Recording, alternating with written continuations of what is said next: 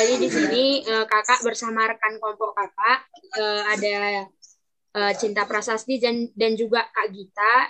Kami mahasiswa Unimed semester 3. Jadi sebelum kita perkenalan, dari kakak lah dulu ya. Jadi perkenalkan adik-adik semuanya, nama kakak Eliza Solina Boru Pandiangan. Kakak udah semester 3 di Unimed dan juga merupakan alumni dari SMA bersama, jurusan IPS. Teman-teman yang lain, kepada Cinta dan juga Gita bisa memperkenalkan diri. Saya persilahkan. Baik, selamat malam adik-adik semua. Perkenalkan, nama kakak Cinta Prasasti. Kakak asal dari Langkat, tepatnya di Kota Stabat. Dulu kakak alumni dari SMA Brigjen Katamso Medan. Dan sekelas sama Kak Eliza yang tadi, semester 3 jurusan Pendidikan Sejarah Fakultas Ilmu Sosial. Salam kenal semuanya. Selamat malam.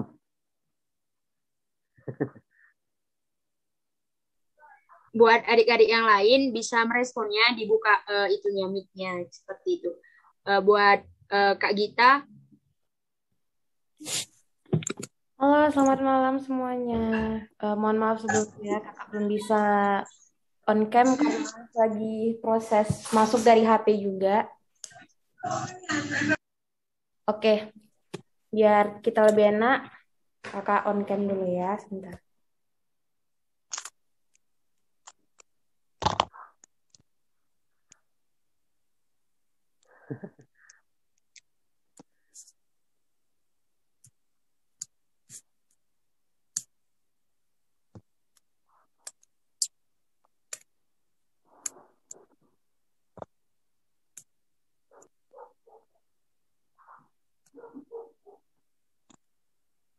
Udah bisa lihat nggak di Zoom?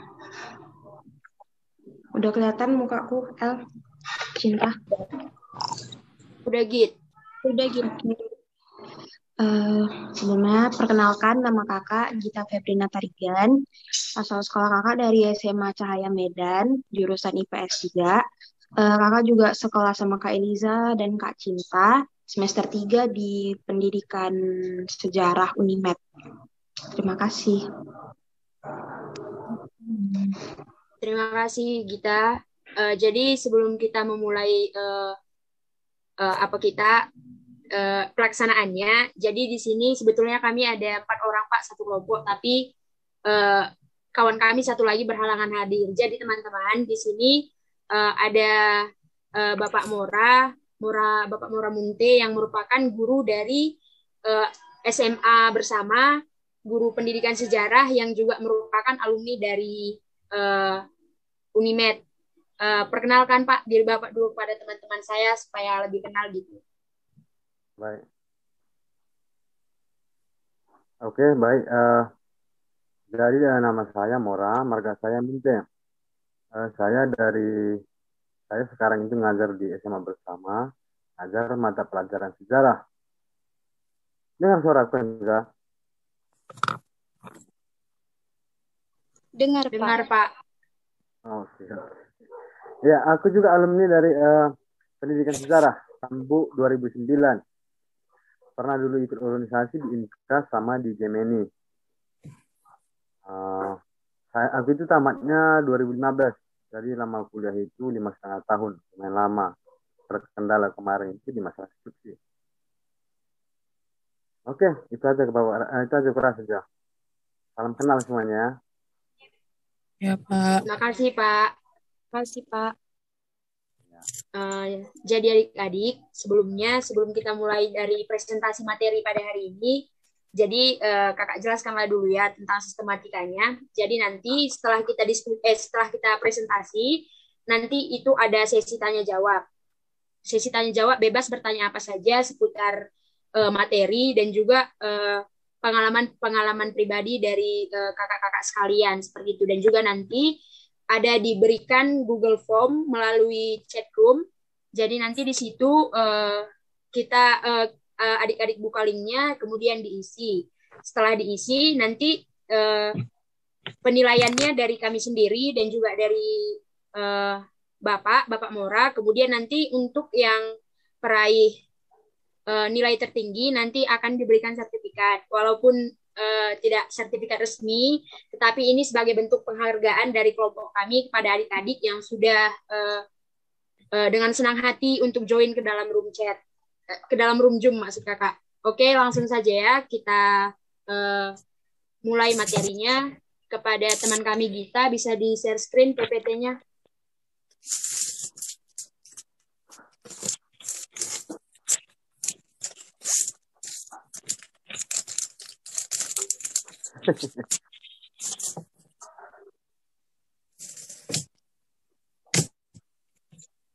Sudah terlihat semuanya adik-adik di layarnya?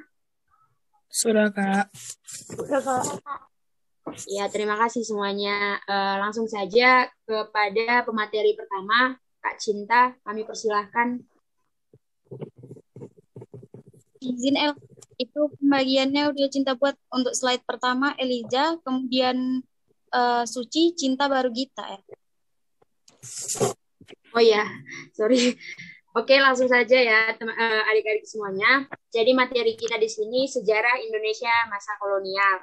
Nah, jadi kan ini udah materi yang umum yang juga sering dipelajari adik-adik di sekolah. Jadi di sini kita hanya untuk memperdalam saja seperti itu.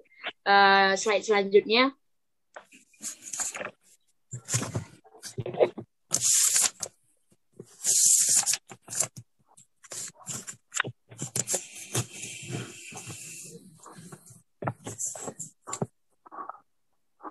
Slide selanjutnya, operator.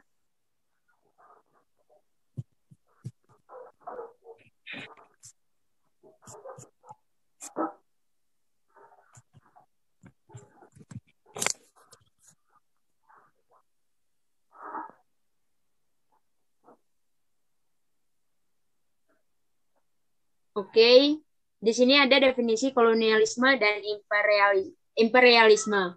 Jadi kolonialisme itu penguasaan oleh suatu negara atas daerah atau bangsa lain dengan maksud memperluas negara mereka dan mengambil dari keuntungan tanah jajahannya.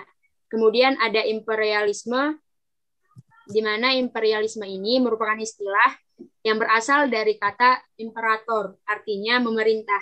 Nah, berarti imperialisme itu adalah suatu sistem dalam dunia politik yang bertujuan untuk menguasai negara lain dalam memperoleh kekuasaan atau keuntungan dari negara yang dikuasainya.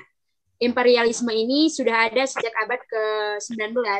Pada awalnya dicetuskan oleh Benjamin Disraeli yang merupakan Perdana Menteri Inggris pada saat itu. Imperialisme dibagi menjadi dua, yaitu berdasarkan waktu dan tujuannya. Slide selanjutnya, operator.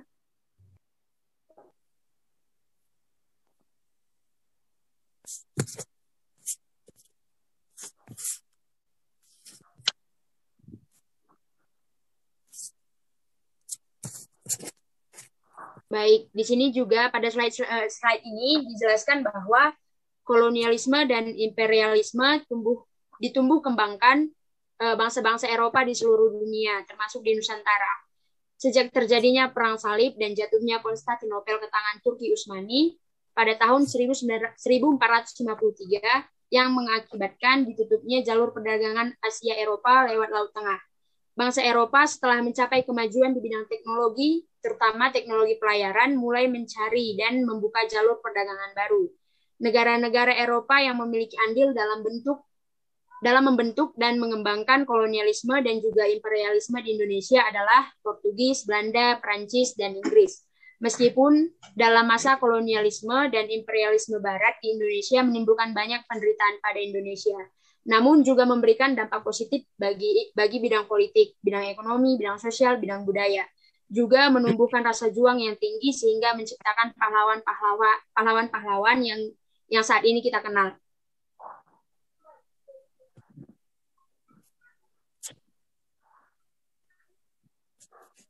Jadi untuk materi selanjutnya ini saya serahkan kepada Cinta Prasasti. Itu bagian Suci dulu mungkin, Za. Yang merupakan faktor dari luar kolonial. Suci udah masuk, Cin? Udah masuk dalam ruangan. Oke, baik. Kepada teman kami, Suci, kami Ya, persilakan oke. untuk Sebelumnya kami terima kasih persilakan. kepada di sini saya akan membawakan materi kedua yaitu mengenai sebab dari luar. Next operator.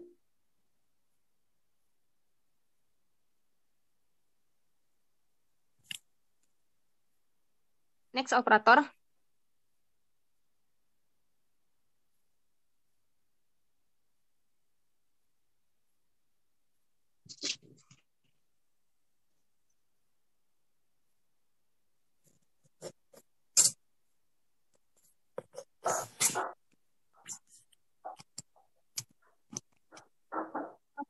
Kedengaran, Saudari Elija?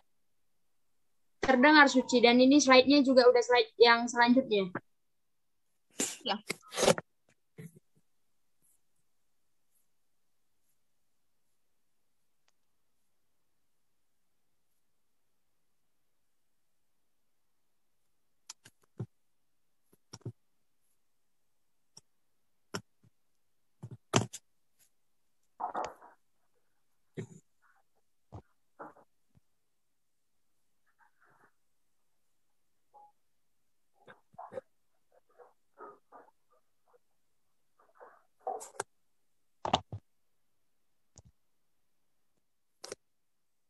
Kepada Suci. Nggak jalan, Elija. Oh, nggak jalan itunya, share screen-nya di layarmu.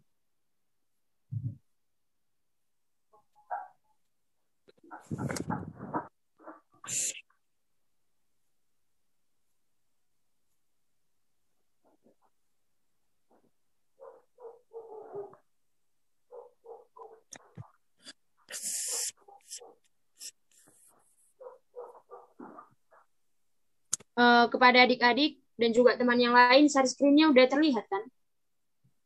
Sudah ini. Berarti memang share screen-nya Suci yang bermasalah. Sudah nampak, Elija. Oke, dilanjutkan ya, Ci. Jadi di sini mengenai sebab-sebab kolonialisme itu yang pertama jatuhnya Konstantinopel ke tangan bangsa Turki Utsmani yaitu Turki Ottoman. Adapun dengan jatuhnya kota Konstantinopel ke tangan kekuasaan Turki Utsmani pada tahun 1453, maka berakhirlah kekuasaan kerajaan Romawi Timur. Adapun yang kedua yaitu adanya semangat reconquistadores, yaitu semangat untuk menaklukkan kekuasaan Islam dimanapun berada, yang merupakan tindakan dari perang salib. Yang ketiga adalah 3G. Seperti yang kita ketahui itu 3G yaitu gold, yang berarti semangat untuk mencari emas ataupun kekayaan. Lalu kemudian ada gospel, yaitu semangat untuk menyebarkan agama Nasrani. Yang ketiga adalah glory. Glory di sini berarti semangat untuk memperoleh kejayaan atau era jajahan.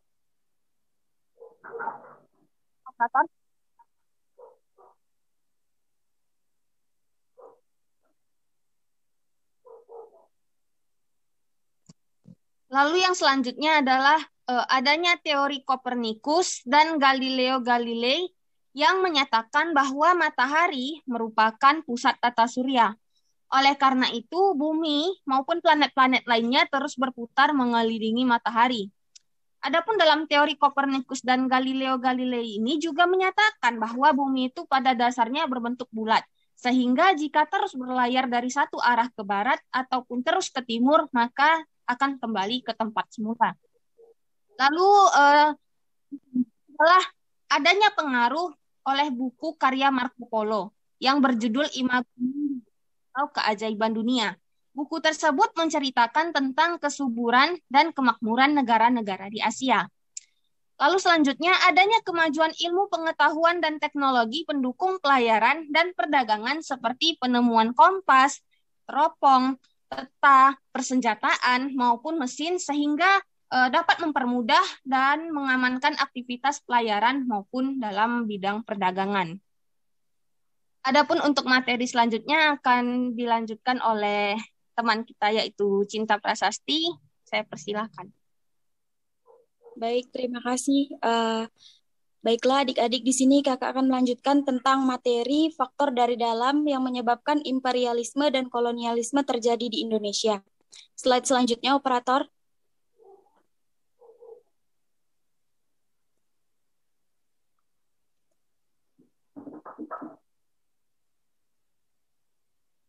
Ini belum jalan, operator. Slide selanjutnya.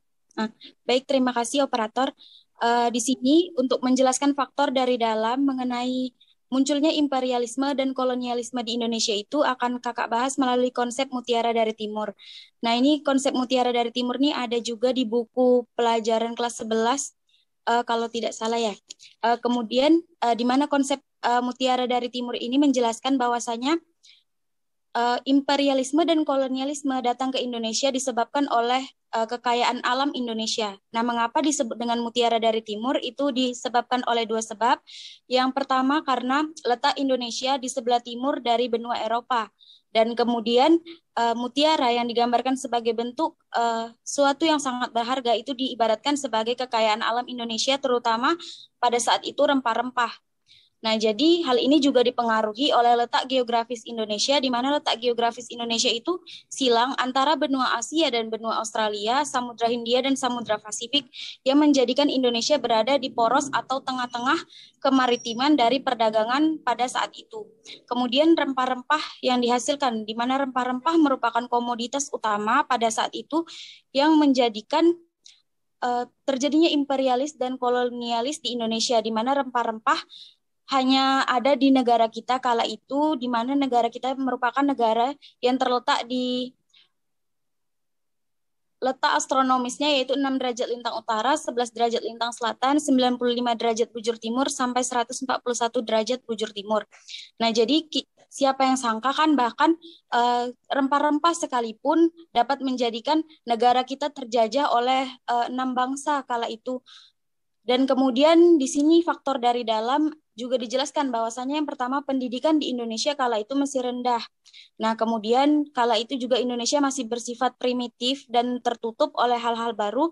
Kemudian pemerintahan Indonesia itu lebih pro terhadap pemerintahan Belanda, di mana hal ini disebabkan bukan pemerintahan Belanda saja, tetapi pemerintah kolonial yang datang ke Indonesia. Hal ini disebabkan karena pemerintah Indonesia menganggap bahwasanya pemerintah dari kolonial itu membantu dan juga dapat memberikan keuntungan bagi Indonesia. Kemudian yang keempat ini, secara umum bahwasanya Indonesia dikenal dengan sopan santun dan bahkan ramah kepada siapa saja, sehingga mereka menganggap bahwasanya negara-negara penjajah yang datang ke Indonesia sebagai saudara jauh yang harus disambut dengan baik, apalagi itu dalam bentuk untuk melaksanakan perdagangan. Slide selanjutnya, operator.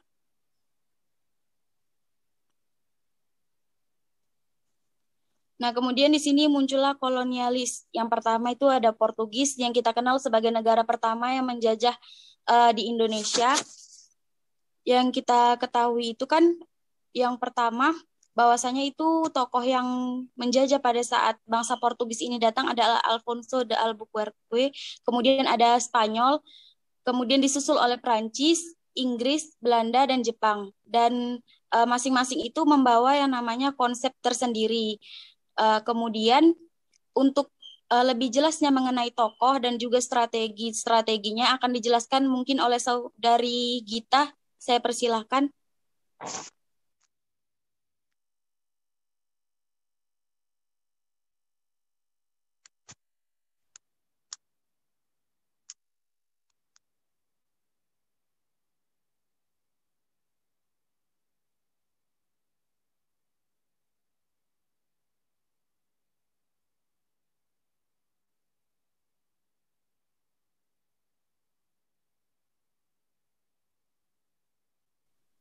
Elijah, materi selanjutnya mungkin dibacakan oleh saudari Gita. Tunggu sebentar ya. Tunggu sebentar. Iya, Git.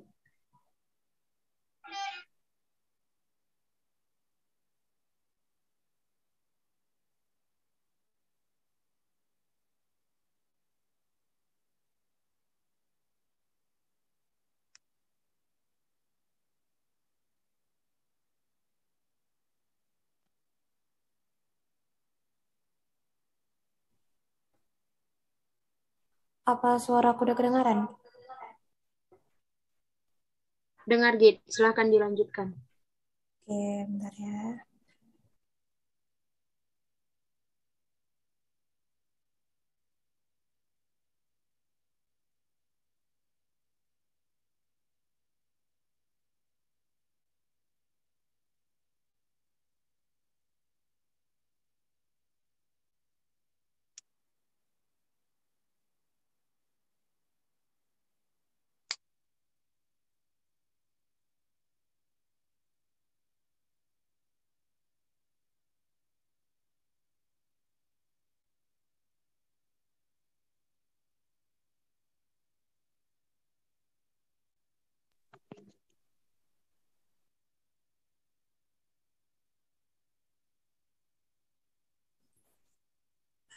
Baik, saya akan melanjutkan materi yang sebelumnya sudah disajikan oleh teman-teman.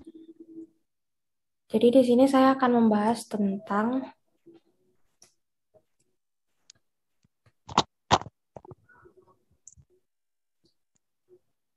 tunggu ada gangguan, bentar ya.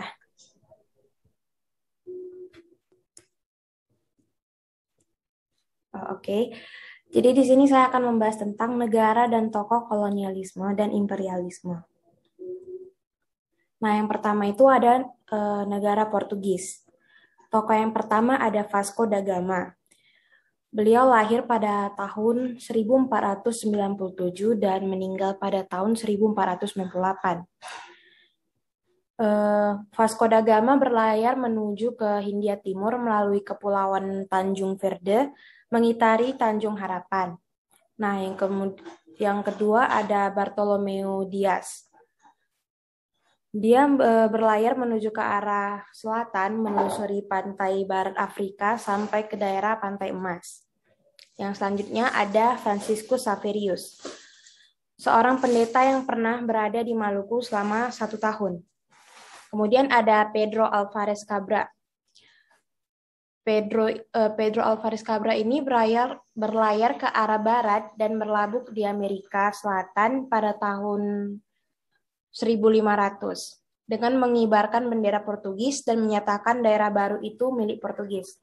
Kemudian yang terakhir ada Alfonso de Albuquerque.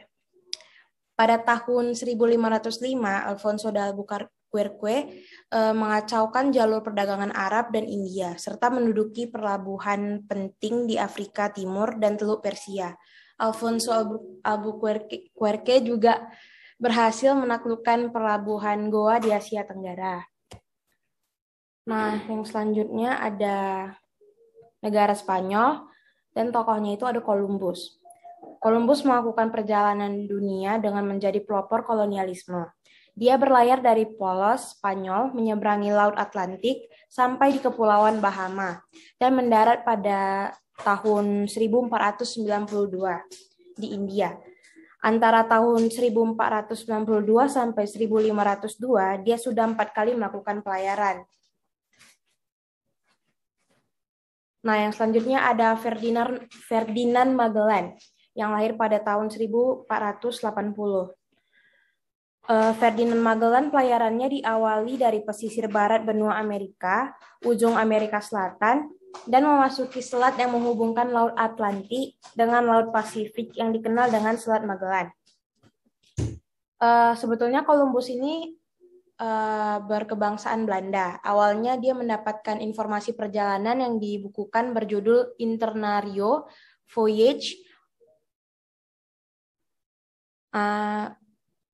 Dan akhirnya dengan buku tersebut, Cornelis de Houtman memimpin ekspedisi dengan 4 buah kapal berawak 249 orang dan 64 meriam berlayar ke Asia.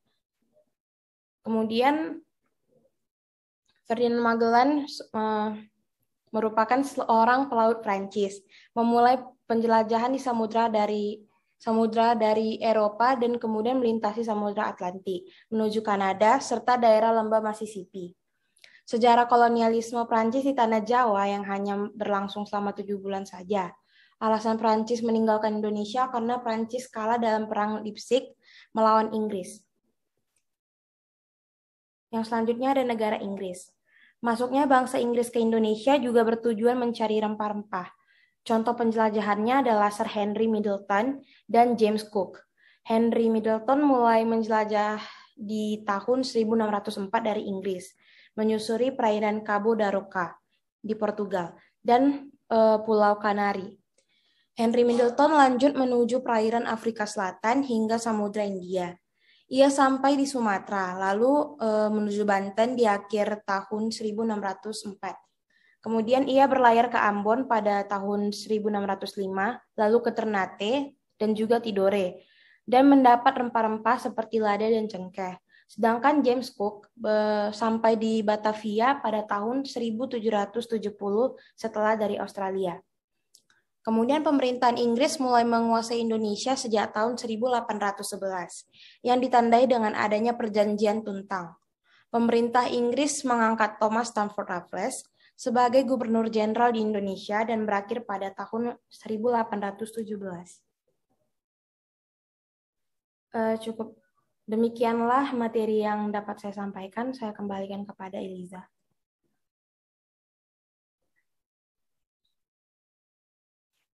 Baik, terima kasih kepada teman-teman sekelompok. Jadi adik-adik, itulah penjabaran singkat tentang materi yang kami bawakan. Jadi sebelum kita masuk kepada sesi tanya jawab, ada baiknya kita melakukan ice breaking dulu. Ada yang tahu apa itu ice breaking? Itu seperti hal-hal yang dilakukan untuk mencairkan suasana. Biasanya itu Pak Mora juga sering melakukannya di dalam kelas. Oke, semuanya silahkan dibuka mic-nya.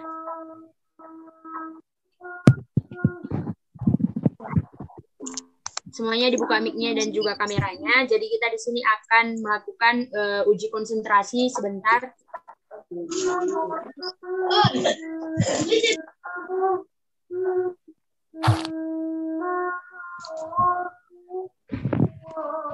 Buat adik-adik yang masih kameranya tertutup, silahkan dibuka deh kameranya.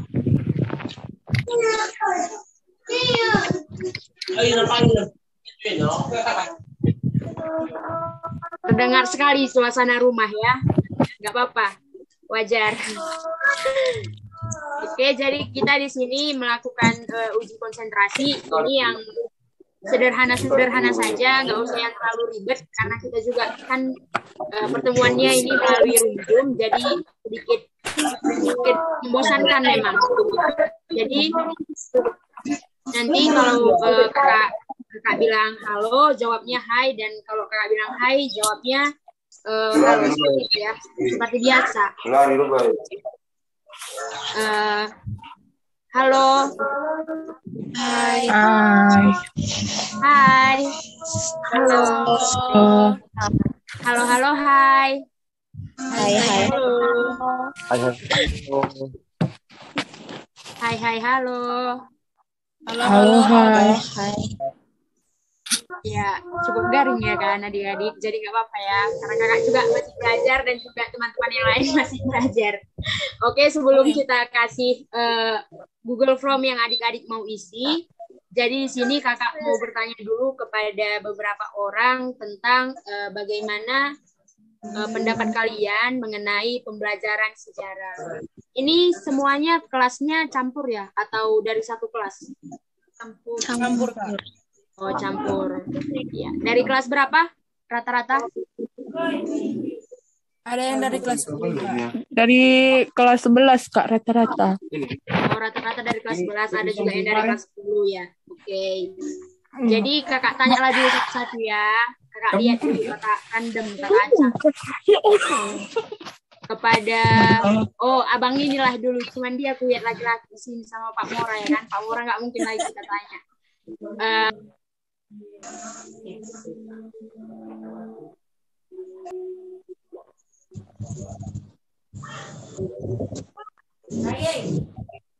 Belum L-nya. Kepada, maaf ya tadi moodnya termood, kepada Adek Rizky Aryadi. perkenalkan namanya, kelas dan juga jurusan, dan juga apa pendapatnya mengenai pembelajaran sejarah. Nanti kan juga selain dari kami, apa yang perlu kami perbarui kalau kami udah jadi guru, dan juga Pak Mora bisa dengar saran yang apa kan, yang enak gitu untuk mengubah kelas menjadi lebih cair gitu. Kepada Rizky Aryadi, kakak persilahkan. Perkenalkan, nama saya Rizky Aryadi. Saya tadi kelas 11 IPA 2. Jadi pendapat saya tentang pembelajaran sejarah itu pembelajarannya menyenangkan. Terus rata-rata guru-guru sejarah pun itu pembawaan materinya enak. Jadi jarang kalau misalnya pembelajaran sejarah itu membosankan. Terus kalau misalnya untuk mencairkan suasana, ya uji fokus kayak gitu termasuk cara yang ampuh buat narik perhatian siswa-siswa gitu. Oh gitu ya. Terus kalau dari segi materinya sendiri gimana Dek? Sulit dipahami kah? Menyenangkan untuk dipahami kah? Atau sangat-sangat membosankan karena itu tidak ada di depan mata, tidak bisa dilihat mata, ataupun tidak bisa kita saksikan langsung gitu. Menurut Adek gimana? Kalau menurutku menyenangkan sih Kak. Soalnya kan sejarah itu jadi kita tahu gimana masa lalunya Indonesia sebelum sampai di sini kan ada titiknya pernah jatuhnya. Terus pun kalau misalnya pendapatku pribadi, pembelajaran sejarah itu nggak membosankan. Jadi walaupun aku di kelas IPA, tapi kalau pembelajaran sejarah itu selalu suka Kak. Oke, jawabannya luar biasa sekali ya. Kan bukannya gara-gara ada guru sejarahnya di dalam makanya gitu dijawab, Dek. Enggak. Oke, bagus. Oke, untuk penanya untuk responden selanjutnya itu kakak pilih si siapa ya kira-kira? Oh, saran dari Kak Cinta siapa Kak yang kita pilih selanjutnya? Coba Sophia Agatha, kayaknya imut gitu mukanya dari tadi. Memperhatikannya itu benar-benar unik soalnya. Coba Sophia. Silakan Dek. Kenalkan, nama saya Sophia Agatha Barusmiring. Saya dari kelas 11 IPS 2. Di sini pendapat saya tentang materi sejarah adalah menarik karena kita tidak hanya mempelajari sejarah di Indonesia saja, terus kita bisa mempelajari sejarah di luar. Seperti contohnya kami sebagai kelas IPS sering belajar bagaimana kehidupan di luar, tidak hanya belajar di kehidupan Indonesia saja. Dan untuk guru-gurunya juga menyenangkan, sama seperti yang dibilangkan Rizky. Bukan karena ada di Zoom Pak MT, tapi memang di sejarah itu menyenangkan karena menurut saya kita dapat mengetahui apa yang belum kita ketahui dan bagaimana masa lalu gitu. Terus dari masa lalu itu kita dapat, oh jadi masa lalu kayak gini, terus perubahannya kayak gini, kayak gitu.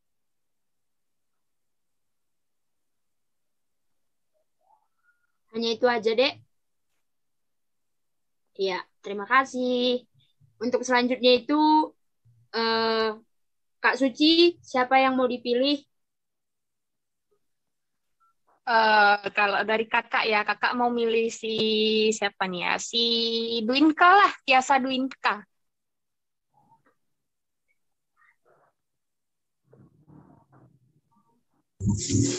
Perkenalkan, nama saya Tiasa Dwinka Brutarigan. Saya dari kelas 11 IPA 2.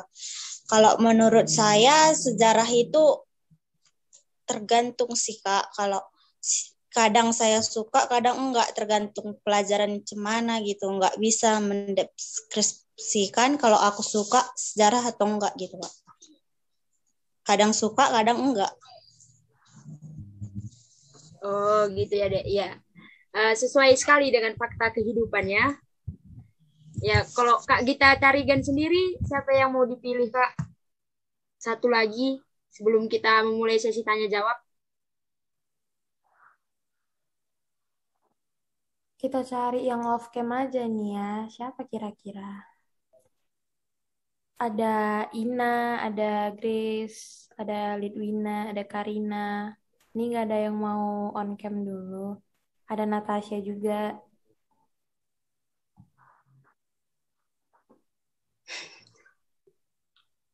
Yang takut ditanya silakan on cam.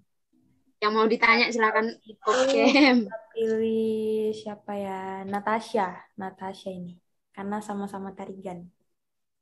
Oke, kepada Natasha, kami persilahkan Dek memberikan pendapatnya seperti teman-teman yang lain tadi. Perkenalkan, nama saya Natasha Brutarigan. Saya dari kelas 11 IPS 3. Menurut saya pelajaran sejarah tergantung gurunya. Kalau sejarah di kelas saya, menurut saya pelajarannya menarik karena pembawanya juga seru kayak gitu. Terus cara menerangkannya juga bagus. Sejarah juga kayak kita menambah wawasan kita kayak mana masa lalu dapat kita ambil pelajaran gitu. Oke, hanya itu aja. Ya, Kak. Ya, terima kasih. Terima kasih kepada Natasha, Rizky, baru ada Tiasa, sama siapa satu lagi tadi. Pokoknya itulah yang nggak bisa kakak sebutkan namanya satu-satu. Dan juga adik-adik yang belum kami tanya tentang pendapat yang tadi, jangan berkecil hati ya. Kakak yakin jawabannya juga hampir-hampir persis seperti itu. Jadi langsung saja kita masuk ke sesi tanya jawab kepada adik-adik sekalian yang ingin bertanya. Kami persilahkan. Aturan ingin memberi pertanyaan sama seperti tadi ya, disebutkan namanya sama dari kelas berapa gitu. Kepada adik-adik kami persilahkan seputar apa aja tentang sejarah. Atau tentang pengalaman kakak-kakak